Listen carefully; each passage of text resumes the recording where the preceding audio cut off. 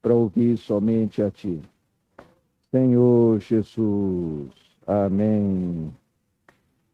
Oh, Senhor Jesus, amém. Amados, nós temos ouvido que o Senhor, Ele é um mistério. Por que um mistério? Porque não foi revelado a todos.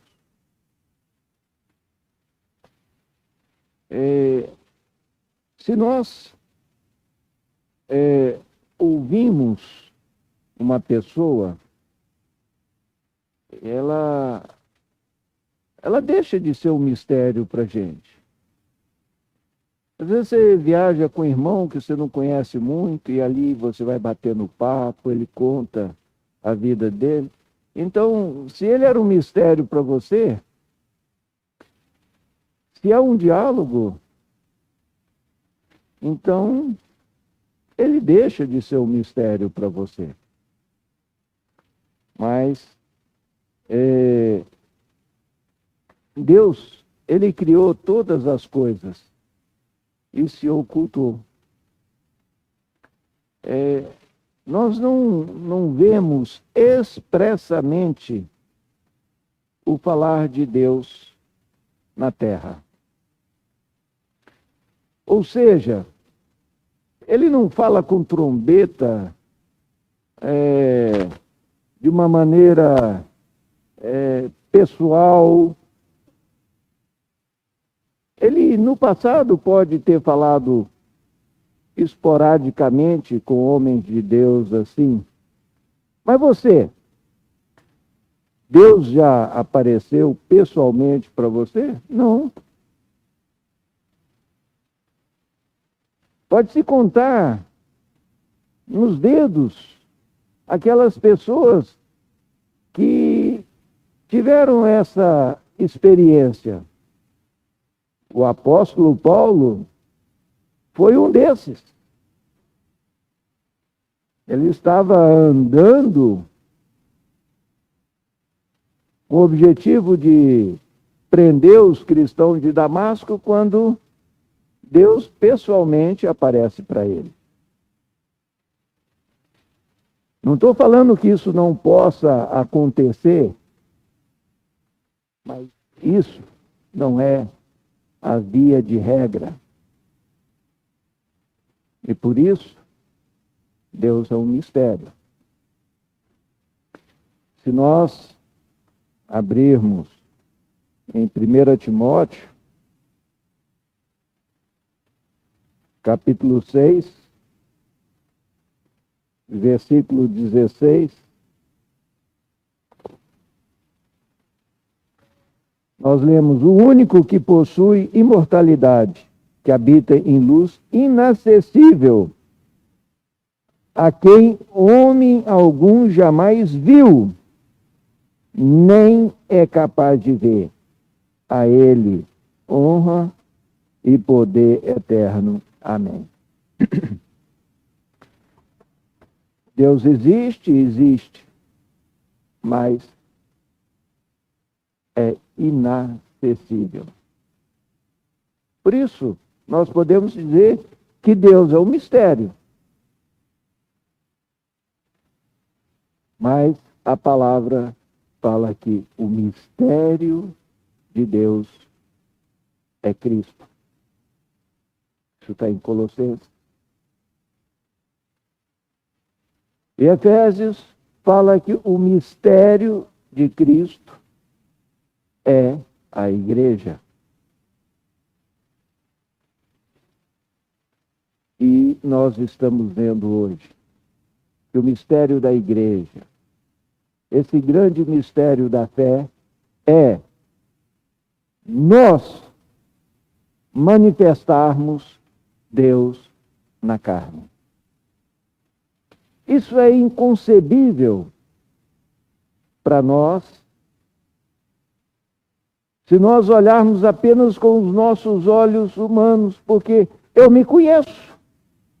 Eu sei que o meu pavio é curto, Eu sei que eu tenho um tanto de defeitos, eu conheço os meus defeitos, mas, no entanto, é essa pessoa que Deus quer manifestar a Ele mesmo na carne.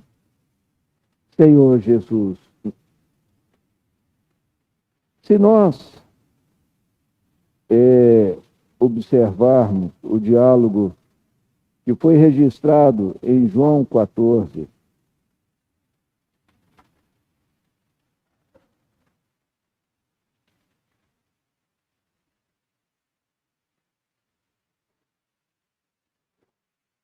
Evangelho de João, né? Olha só,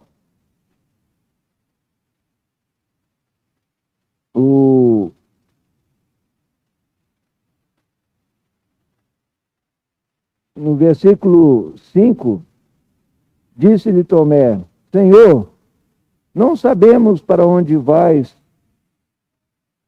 Como saber o caminho? Respondeu-lhe Jesus: Eu sou o caminho, a verdade e a vida. Ninguém vem ao Pai senão por mim. Se vós me tivesseis conhecidos, conheceríeis também ao meu Pai. Desde agora o conheceis e o tendes visto. Replicou-lhe Filipe: Senhor, mostra-nos o Pai, e isso nos basta. Isso aqui, irmãos, é até um consolo para a gente. Porque, Filipe era um dos discípulos e estava ali sempre com o Senhor. E ele falou: ó, é isso mesmo. O que nós queremos conhecer é o Pai. Deus, ele se revela a nós como o Pai. A maioria de nós conhecemos o nosso Pai. E, via de regra, uma criancinha tem o pai como um herói. E aí, quando chega a adolescência, ele começa a ver que o pai dele também tem defeito. E aí há uma inversão. Ele começa a achar que o pai dele não é bem aquele herói que ele imaginava. E ele vai crescendo e ele muitas vezes chega à conclusão que o pai dele é um bobão. E os anos vai passando e ele vai começando a observar que o pai dele não é tão bobo como ele imaginava. E muitas vezes, mais tarde, ele lamenta e fala: poxa, meu pai era realmente um herói. Eu não sei em que estágio você está em relação ao conceito do seu pai natural. Se é um herói, se é um bobão, ou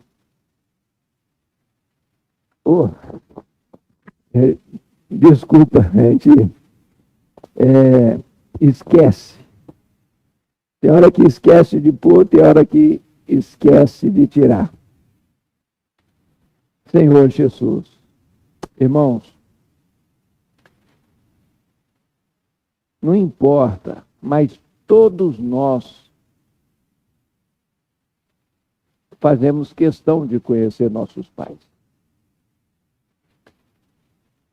E naquele tempo, então, as genealogias de um judeu, para ele saber de que tribo ele era, ele tinha que saber a origem paterna. Não era materna, era paterna. A sucessão das heranças do nome da tribo era passado de pai para filho, sempre na sucessão paterna. Então, alguém não conhecer o seu pai significa que ele não tinha origem, ele não tinha tribo, ele não tinha nenhuma honra como descendente de Israel. Então, o título de pai para um judeu é muito significativo. E aqui, Filipe, ele era alguém que amava esse título de Deus como pai. Deus tinha muitos títulos no Antigo Testamento. Tinha o Todo-Poderoso, o Deus da paz, o Eu Sou, que era o nome próprio dele. Mas Filipe amava aquele título de pai. Há uma identificação, há uma carga genética, né? E há uma herança. E ele falou, olha, Jesus, mostra-nos o Pai. E aqui o Senhor, ele dá uma resposta para Filipe, né? Disse-lhe Jesus, Filipe, há tanto tempo estou convosco e não me tens conhecido.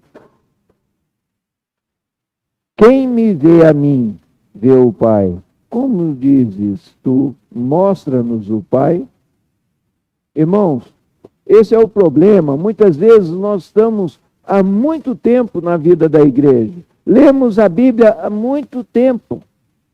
Mas o nosso conhecimento ainda é intelectual, ainda é superficial. Se o Senhor falou isso a Filipe, será que ele não estaria hoje falando isso a nós? Às vezes, as pessoas me perguntam há quanto tempo você se converteu, há quanto tempo você está na vida da igreja. Eu não conheci o irmão Atmani, mas o Whitney eu conheci. Mas o que vale isso se a gente não está conhecendo o essencial? Porque às vezes nós queremos um conhecimento intelectual, mas o Senhor fala, olha, você precisa conhecer a mim, porque você está procurando algo que você pensa que está lá longe, mas eu quero expressar a mim dentro de você. E se tem um versículo que resume isso, é o 23, 14 e 23, vamos ler. Respondeu Jesus, se alguém me ama, guardará a minha palavra, e meu Pai o amará, e viremos para ele, e faremos nele morada. Se alguém me ama, então nós temos que amar o Senhor. Se amamos o Senhor, guardaremos a sua palavra. Ou seja, nós teremos intimidade com a Bíblia.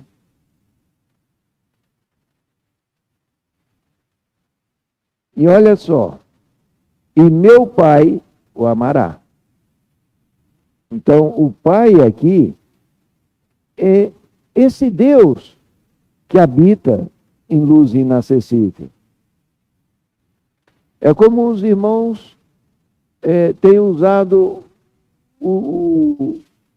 a figura da água do subsolo. Mês passado, Eu contratei uma equipe para furar o subsolo. Com 5 metros, eles acharam a rocha. E foram cavando, cavando, cavando, e não chegaram na água. Então, eu tive um gasto. Por quê? Eu preciso de água. A água do rio não é tão confiável. Primeiro que ela não é tão pura. Ela vem de longe e traz sujeira. E depois o rio enche, o rio abaixa. É complicado.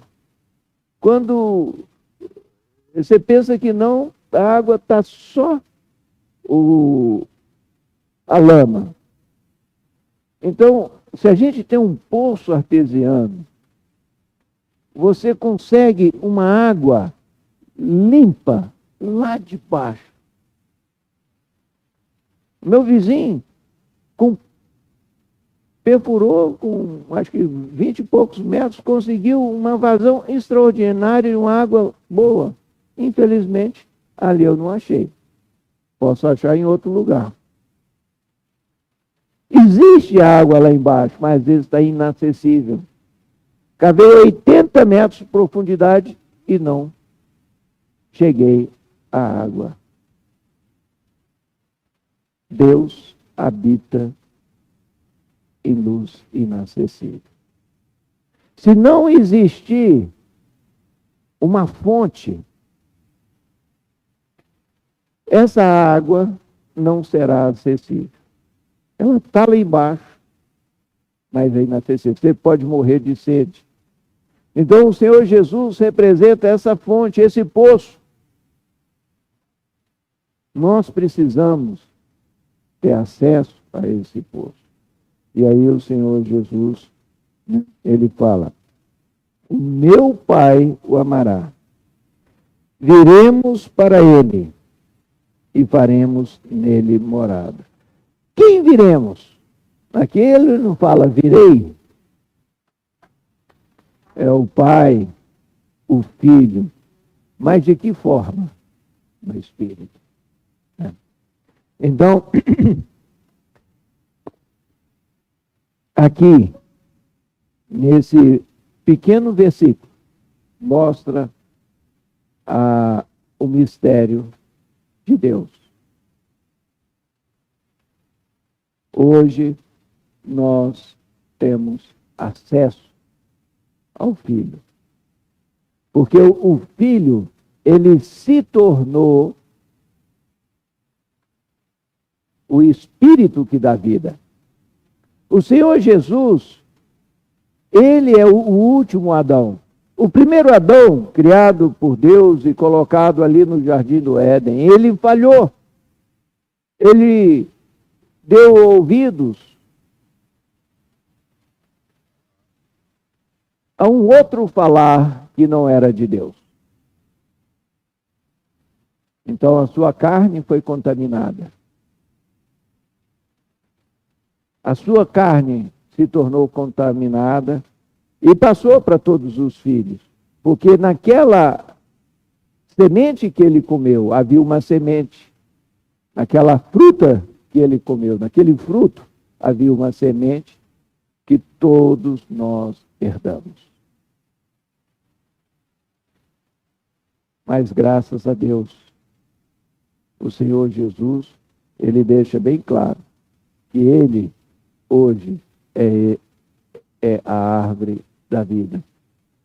E ele está acessível a nós hoje. Então, quando nós cremos, nós somos feitos filhos, e como filhos, co-herdeiros das promessas de Deus. Então, o que era um mistério no passado, não é mais para nós.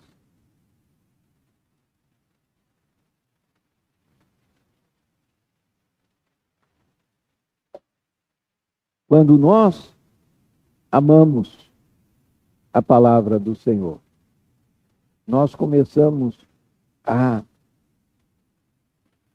conhecer os detalhes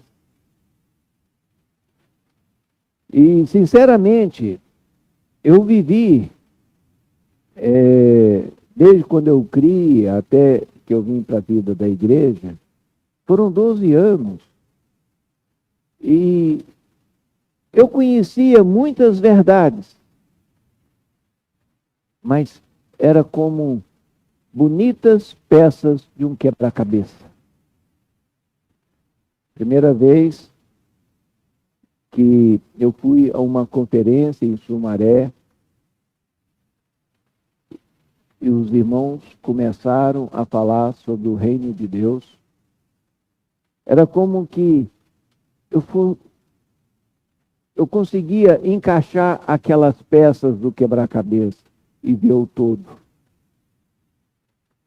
Irmãos, o Senhor, Ele quer nos revelar os seus mistérios, a sua intimidade. Para isso, nós precisamos amar a palavra do Senhor. E esse falar profético que tem nos dado uma direção. Então, isso nos dá um privilégio muito grande. Por quê? Nós passamos a ter intimidade com o Senhor. Nós começamos a conhecer coisas que os nossos vizinhos, os nossos amigos não conhecem. Então, nós precisamos orar ao Senhor para que a gente possa ter a sabedoria de como expor isso para Ele. E, infelizmente, ontem eu não pude sair com os irmãos. Eu não estava bem de saúde ontem, sexta e sábado, e não saí com os irmãos. Mas eu tenho certeza que todos os que saíram tiveram experiências.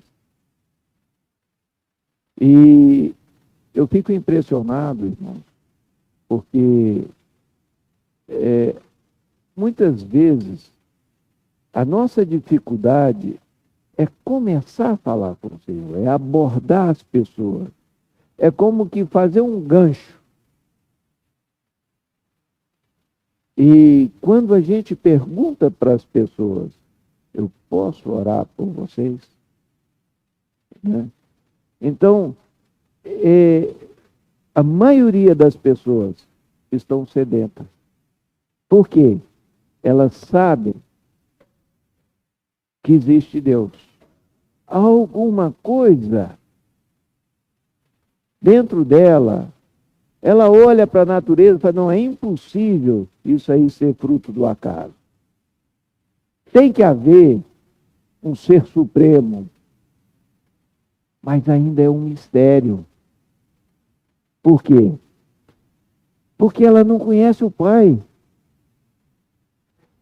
Às vezes até quer conhecer, até está andando com o Senhor, mas ainda como o Felipe, não tem muita clareza das coisas. Irmãos, a quem é muito é dado, muito será cobrado. Então, cabe a nós podermos compartilhar com as pessoas aquilo que estamos ganhando. Mas, se nós não guardarmos a palavra, vou reler o 23. Respondeu Jesus, se alguém me ama, guardará a minha palavra, e meu Pai o amará. Viremos para ele e faremos nele morada. Então, se o Senhor está fazendo morada em nós, quando nós falarmos, nós teremos condição de expressar a Deus. Ou seja, nós precisamos apenas de uma oportunidade. Esses dias, já tem uns 3 meses mais ou menos, eu fui tocado por uma palavra do irmão, falou da necessidade de nós abrirmos estudos bíblicos, levarmos a palavra para a pessoa. Aí eu falei, Senhor, mas eu moro tão isolado. Aí o Senhor me falou, mas tem pessoas. Então eu estava no curral e meus 2 tiradores de leite, eu cheguei para eles e falei, vocês gostariam de conhecer melhor a Bíblia? Aí disse, sim. Vamos começar um estudo bíblico? Vamos.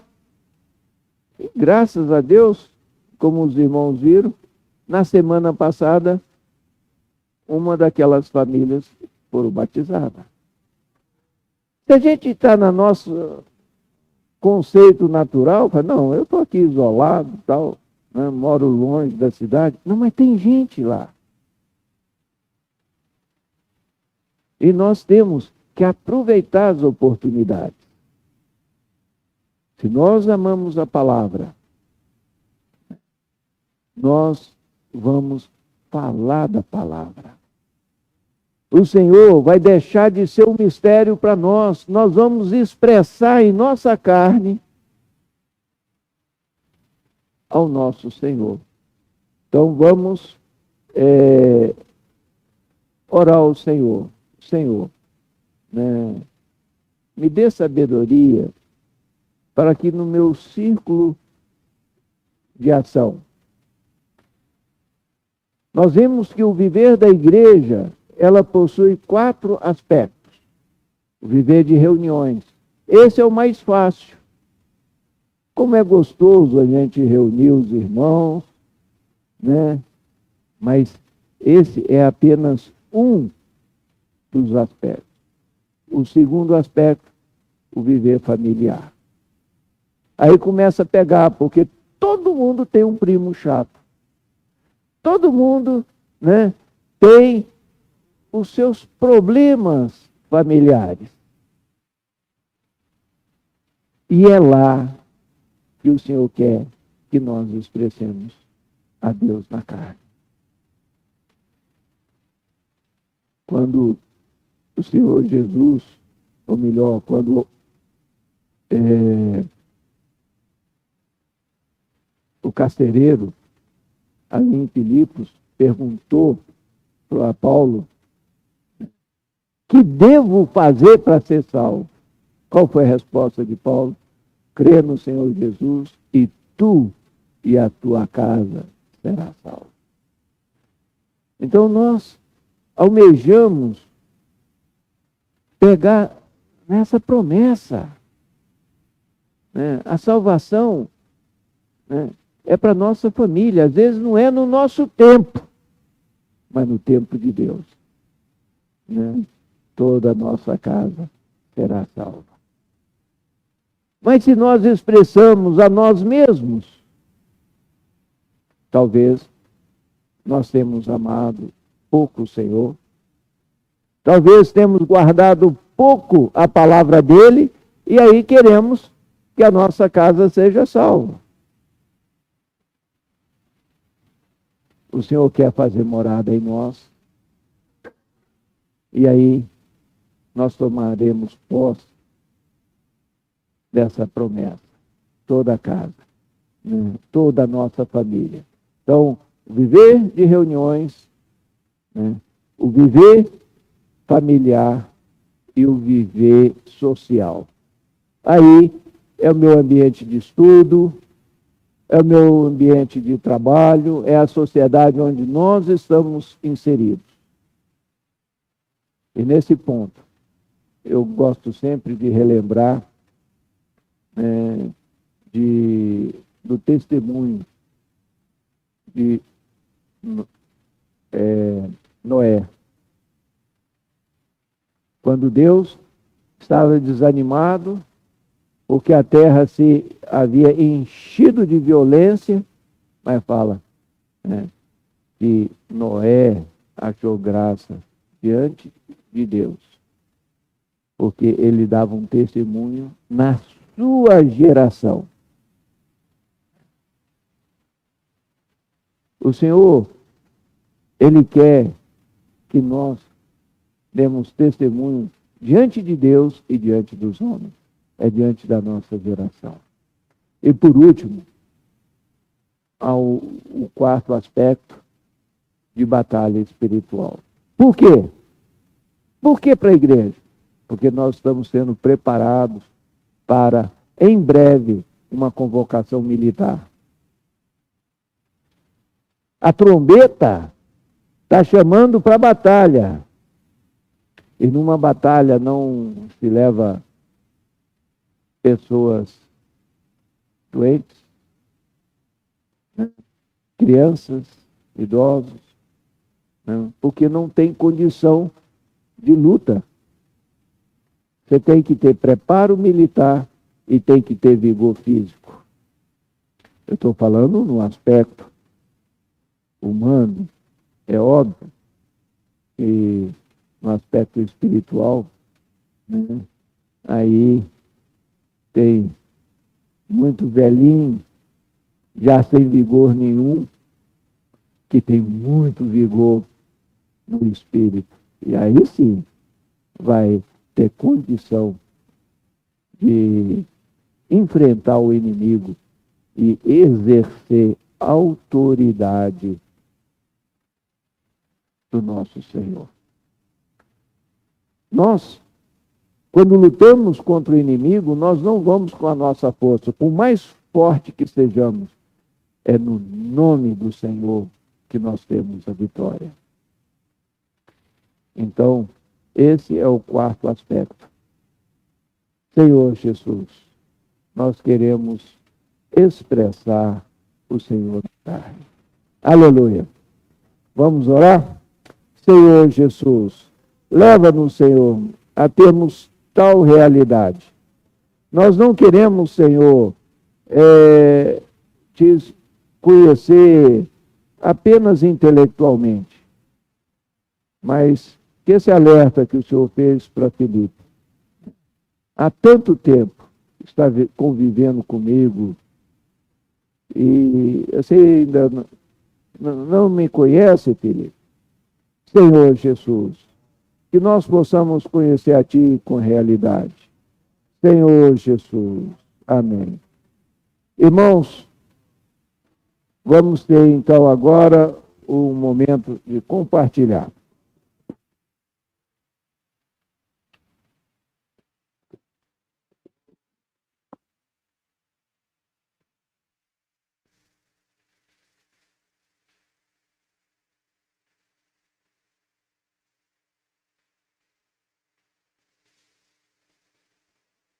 Tivemos também boas oportunidades nessa saída, pode ser